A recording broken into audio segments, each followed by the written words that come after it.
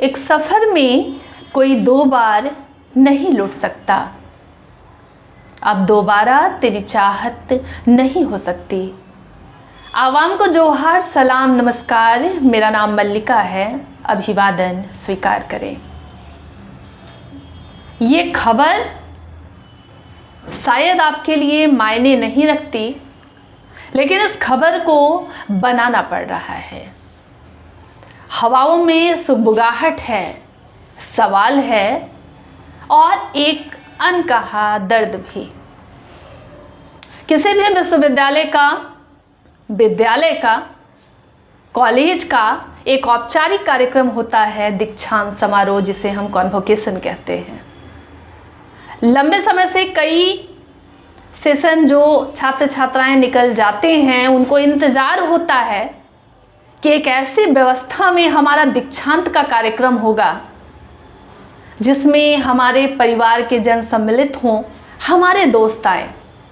लेकिन विश्वविद्यालय में, और आज मैं जिस विश्वविद्यालय की बात कर रही हूँ, विनोद बिहारी महतो कोयलांचल विश्वविद्यालय की, वहाँ लगभग 1150 छात्र छात्राओं को रजिस्ट्रेशन कराना पड़ता है, उन्हें डिग्री मिलेगी। और बात अब यहाँ पहुँच गई है कि सिर्फ टॉपर्स को गोल्ड मेडल मिलेगा धनबाद के न्यू टाउन हॉल में 26 दिसंबर। जी हाँ, 26 दिसंबर को न्यू टाउन हॉल धनबाद में गोल्ड मेडल मिलेगा 200 छात्र छात्राओं को, जो अलग अलग सेशन से टॉपर रहे हैं।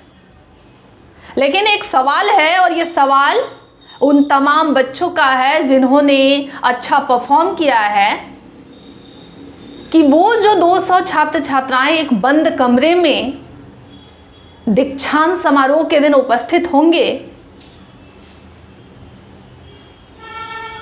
उसमें दर्शकों का न होना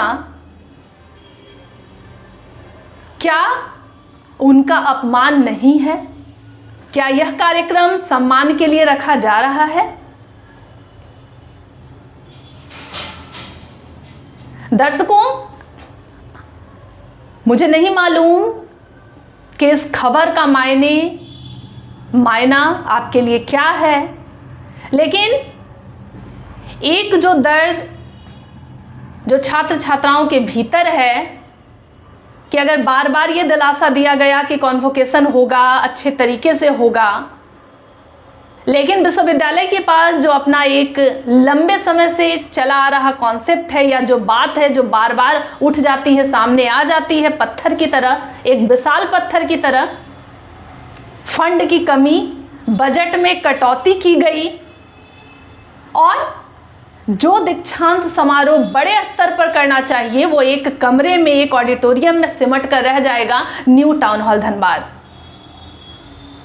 सवाल उन बच्चों का भी जायज है जो कह रहे हैं कि क्या हमारी शिक्षा दीक्षा धनबाद के न्यू टाउन हॉल में हुई थी, या लिमिटेड बजट में भी एक मंच का निर्माण करके उसी विश्वविद्यालय में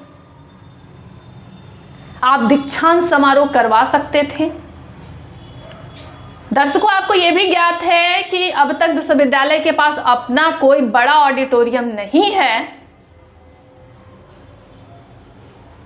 एक ठोस वजह विश्वविद्यालय ये भी दे रहा है। लेकिन आप ये बताइए, और आप अपने जीवन के उस फेज में जाकर के सोचिए कि अगर आप बच्चे होंगे, या आपने 10वीं 12वीं की पढ़ाई की होगी, या जीवन का कोई वो खास क्षण या लम्हा होगा जब आपको प्राइज मिलने वाला है, राज्य के राज्यपाल कार्यक्रम के मुख्य मेहमान होंगे, और उस वक्त शोर की कमी होगी, या वो तालियां वही रहेंगी जो अन्य विभाग के टॉपर जो 200 लोग हैं वही एक दूसरे के लिए तालियां बजाएंगे, पीठ थपथपाएंगे, और इस तरीके से दीक्षांत समारोह को किया जाएगा।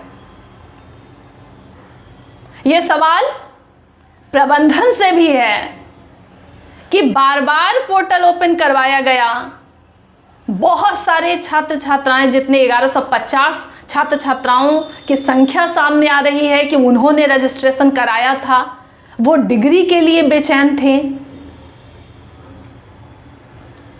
मगर उनके पैसे को वापस कर दिया जाएगा। ये कितना हास्य का विषय मुझे लग रहा है। इस पर जितना भी हंसा जाए या सिर पीटा जाए वो कम है। ये मजाक बन रहा है।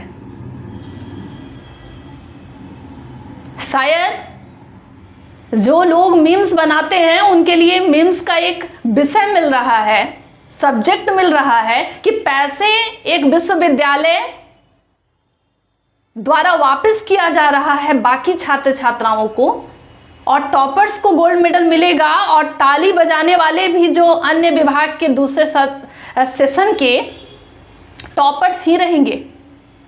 दर्शकों, एक और सवाल ये भी है कि जब किसी अचीवर को, किसी लर्नर को जिसने अच्छा परफॉर्म किया है, जिसको गोल्ड मेडल मिल रहा है, स्वर्ण पदक मिल रहा है,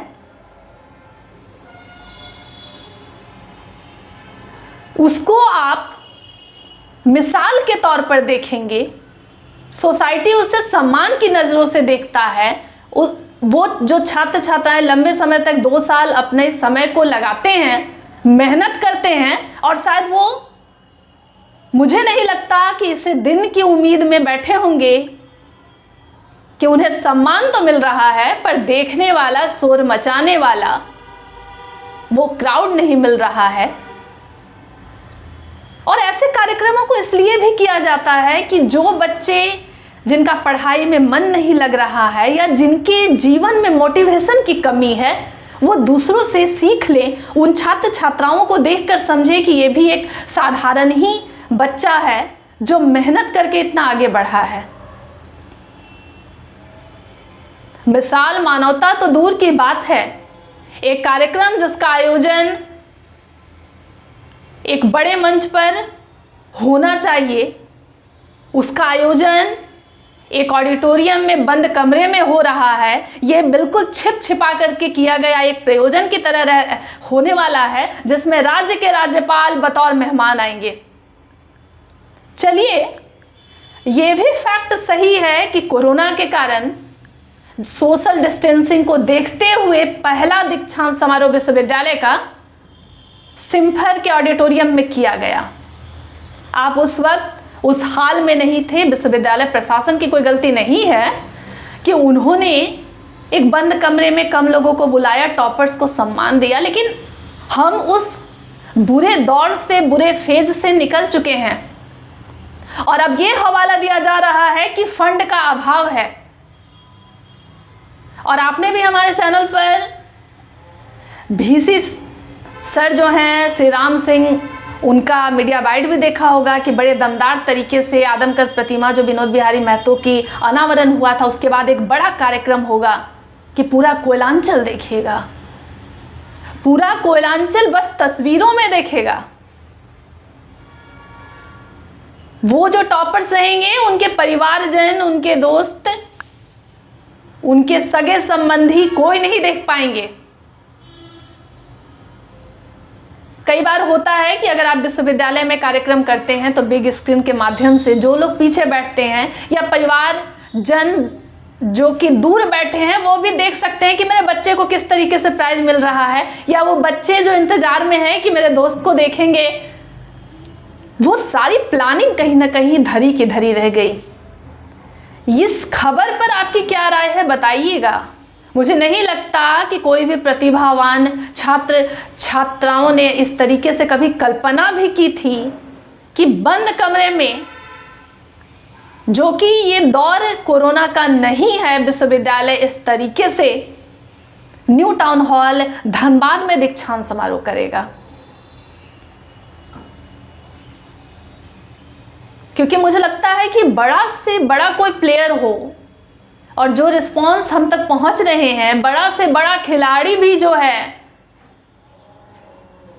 वो दर्शक से ही मोटिवेटेड होता है, तब जाकर वो सोचता है कि मैं भविष्य में और भी कुछ अच्छा करूं। लेकिन इस बार तस्वीर वही कोरोना काल की नजर आएगी। बंद कमरे में होगा। कई बच्चे ये चाहते थे लगातार वो बता भी रहे हैं कि हमारे ख्वाब ऐसे थे कि कैंपस में होगा, उनके प्रोफेसर्स रहे, उनके परिवारजन रहे, उनके दोस्त यार रहे, लेकिन 26 दिसंबर को विनोद बिहारी महतो कोयलांचल विश्वविद्यालय का दूसरा दीक्षांत समारोह बंद कमरों में एक ऑडिटोरियम में न्यू टाउन हॉल धनबाद में किया जा रहा है। इस खबर पर आपकी क्या राय है जरूर बताइएगा और प्रतिक्रिया अवश्य दीजिएगा। अन्य अपडेट के लिए दूर नहीं जाइए, जुड़े रहेंगे लाइव इंडियन गार्ड परिवार के साथ।